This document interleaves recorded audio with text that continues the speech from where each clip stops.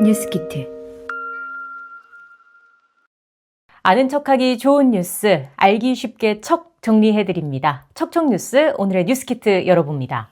지난해 합계 출산율이 반등했다는 소식 뉴스를 통해서 여러 번 접하셨죠. 얼마나 올랐고 오른 배경은 무엇인지 그리고 남은 과제는 무엇인지 쉽고 빠르게 정리해드리겠습니다. 개념 정리부터 하고 갈게요. 합계 출산율이란 여성 1명이 가임 기간 낳을 것으로 예상되는 평균 출생아 수를 의미합니다. 우리나라 합계 출산율은 2015년 이후 줄곧 하락세를 보였는데 지난해 9년 만에 올랐습니다. 조금 더 구체적으로 들여다볼까요? 통계청에 따르면 2024년 출생아 수는 23만 8,300명으로 1년 전보다 3.6% 늘었습니다. 합계 출산율은 0.75명으로 직전 해 대비 0.03명이 증가했습니다. 합계 출산율이 높아진 이유는 크게 세 가지로 나눠볼 수 있어요. 먼저 1991년부터 1996년 사이에 태어난 이른바 2차 에코붐 세대가 30대가 되면서 결혼, 출산기에 접어들었기 때문이라는 분석이 나옵니다. 실제로 통계청 자료를 보면 1000명당 출생아 수를 나타내는 연령별 출산율의 경우 30대 초반이 70.4명으로 가장 높았습니다. 코로나19로 연기되거나 취소됐던 혼인이 2023년부터 다시 증가하기 시작한 점도 합계 출산율을 높인 요인 중 하나로 꼽히고 있습니다. 지난해 혼인은 22만 2,422건으로 1년 전보다 14.9% 늘었는데요. 1970년 통계가 작성된 이래 최대 증가율이라고 합니다.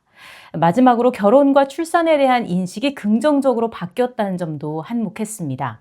지난해 사회조사에 따르면 결혼을 해야 한다고 답한 비중이 52.5%로 집계됐습니다. 2년 전 조사와 비교했을 때 2.5%포인트 오른 거고요. 2014년 이후 10년 만에 최고치입니다.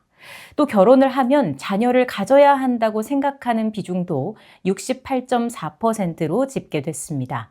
역시 2년 전보다 3.1%포인트 오른 겁니다. 뉴스키트.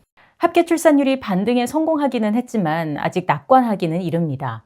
합계 출산율 1.24를 기록했던 2015년과 비교하면 한참 밑도는 건 물론이고 2022년 수준인 0.78도 회복하지 못했거든요. 국제적 기준을 봐도 턱없이 낮은 수준입니다. 2022년 기준 OECD 평균 합계 출산율은 1.51명이에요. 여기에 절반에도 못 미치는 수치인 거죠. 장기적으로 봤을 때 인구 감소 추세는 계속될 거라는 전망도 많습니다. 통계청에 따르면 지난해 인구는 12만 명 자연 감소했습니다. 쉽게 말해서 출생아 수가 늘기는 했지만 이보다 사망자 수가 더 많았다는 겁니다.